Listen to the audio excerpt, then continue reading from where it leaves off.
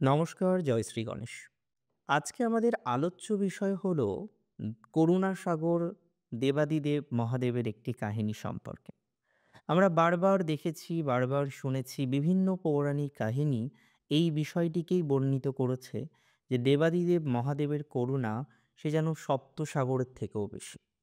আজকে তেমনই একটি কাহিনী নিয়ে আমরা আলোচনা করব। নর্মদা নদীর তীরে নর্মপুর নামে একটি শহর ছিল। সেখানে বাস করতেন একজন ব্রাহ্মণ দম্পতি। ব্রাহ্মণের নাম ছিল বিশ্বানর এবং তার স্ত্রীর নাম ছিল শুচিষ্মতি। তারা ছিলেন বিরাট নিষ্ঠাবান। শিবের পুজো করে সর্বদা তাদের সময় অতিবাহিত হতো। কিন্তু তাদের মনে ছিল একটাই দুঃখ, তাদের কোনো সন্তান ছিল না। একদিন তিনি চিন্তা করলেন যে শিবের মতো পুত্র সন্তান লাভ করতে হলে শিবের তপস্যা করতেই হবে, শুধু পূজা করলেই তো হবে না। একথা ভেবে তিনি চলে গেলেন বারাণসী। তারপর বিশ্বানর বারাণসীতে শিবের ধ্যানে আত্মনিয়োগ করলেন।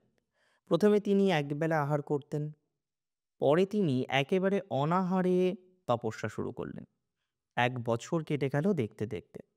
তারপর কিছুদিন পর তিনি দেখতে পেলেন শিবলিঙ্গের উপরে একটি অপরূপ সুন্দর শিশু। শিশুরূপী শিব বললেন, হে বিশ্বনর, তোমার আশা পূর্ণ হবে, ঘরে ফিরে যাও। বিশ্বনর ঘরে ফিরে এলেন এবং কিছুদিন পর তার ঘর আলো করে এক পুত্র সন্তানের জন্ম হল। খবর পেয়ে ছুটে এলো সবাই, শুধু পাড়া প্রতিবেশী নয়, মুনি ঋষি দেবতা, এমনকি ব্রহ্মা বিষ্ণু মহেশ্বর এলেন সেই নবজাতককে দেখতে। সেই নবজাতকের জাত কর্মাদি করলেন স্বয়ং ব্রহ্মা এবং নাম দিলেন গৃহপতি। গৃহপতি বড় হতে লাগলো। ব্রহ্মা তাকে দেখে শিক্ষা দিলেন। অল্প বয়সে গৃহপতি 4টি বেদ শিখে মহাপণ্ডিত হয়ে উঠলেন। একদিন নারদ মুনি এসে বীণ বাজালেন। গৃহপতির বাবা মা ব্যস্ত হয়ে উঠলেন তার সেবায়।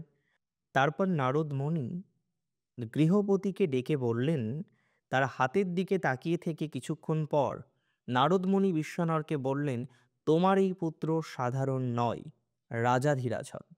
তোমার বংশের মুখ উজ্জ্বল করবে এই শিশু। একথা শুনে ব্রাহ্মণ এবং ব্রাহ্মণী খুব খুশি হলেন।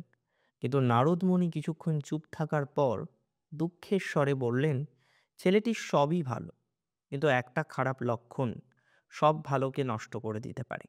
তিনি বললেন, এই শিশুর পরমায়ু খুবই অল্প, মাত্র 4 বছর আয়ু আছে। বজ্রপাতে মৃত্যু হবে এই বালকের। কথাটা শোনা মাত্রই বাবা মা কান্নায় ভেঙে পড়লেন। কপালের লেখা কেউ কি খণ্ডাতে পারে না?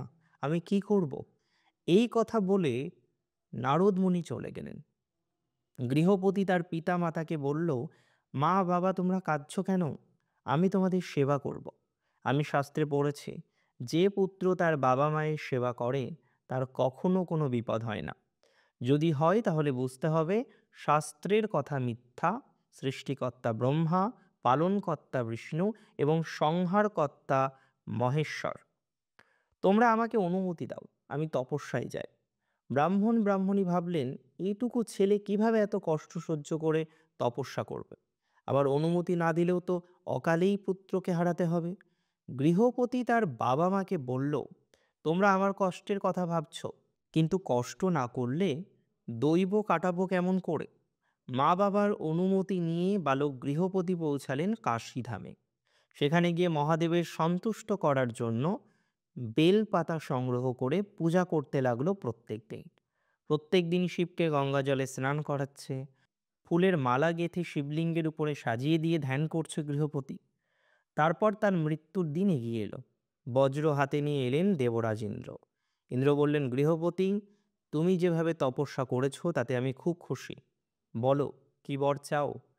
গৃহপতি চোখ খুলে ইন্দ্রকে দেখে তার চরণে প্রণাম জানিয়ে বলল, আমি মহেশ্বরের উদ্দেশ্যে তপস্যা করেছি, আপনি আমাকে বর দেবেন কেন?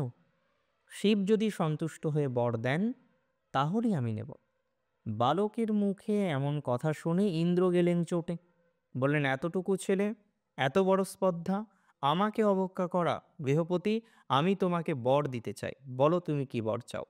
বালক বলল, আপনি রুষ্ট হবেন না, আমি শিবকে সন্তুষ্ট করে তার কাছ থেকে বর নিতে চাই। আপনার দেওয়া বর আমার প্রয়োজন নেই। বালকের এই কথা শুনে বজ্র তুলে মারবার জন্য এগিয়ে আসলেন ইন্দ্রদেব। সেই বজ্র থেকে ঝলকে ঝলকে আগুন বেরোচ্ছে। তাকিয়ে থাকতে পারল না গৃহপতি। চোখ বন্ধ করে থাকলো। এইভাবে গৃহপতির চেতনা হারালো। কিছুক্ষণ পরেই চেতন ফিরে পেল, আর মনে হলো কে যেন তার গায়ে হাত বুলিয়ে আদর করছেন। খুলে দেখল বাকছাল পরিহিত, মাথায় জটা, হাতে ত্রিশূল নিয়ে এক মোহময় মূর্তি। উঠে দাঁড়ালো গৃহপতি, প্রণাম করল তার চরণে। শঙ্কর বললেন, আমি এসেছি, তোমার কোনো ভয় নেই। আমি তোমার তপস্যায় তুষ্ট হয়েছি। তোমাকে পরীক্ষা করার জন্য ইন্দ্রের বেশে এসেছিলাম। মা বাবার কাছে ফিরে যাও। তোমার জন্য বিশ্বকর্মা নগর বানিয়েছে। তার অর্চিষ্মতী স্বর্গের পাশেই সেই নগর।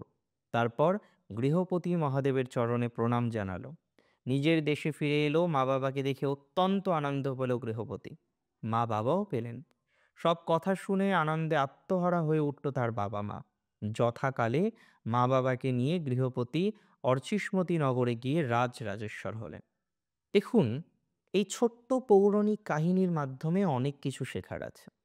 আমাদের বিশ্বাস রাখতে হবে অটুট।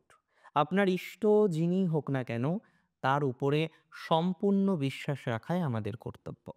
কেউ হয়তো মহাদেবকে স্মরণ করেন, আবার বিপদে কেউ হয়তো মা তারাকে স্মরণ করেন সবার আগে। ইষ্টকে আমরা নির্বাচন করতে পারি না। ইষ্টই আমাদেরকে তাদের দিকে নিয়ে যায়। তাদের প্রতি ভক্তি দেখানোর সৌভাগ্য প্রদান করে। আপনার ইষ্টের প্রতি সর্বদাই সম্পূর্ণ বিশ্বাসটুকু রাখবেন। অনেক ভালো থাকুন, সুস্থ থাকুন। জয় শ্রী গণেশ।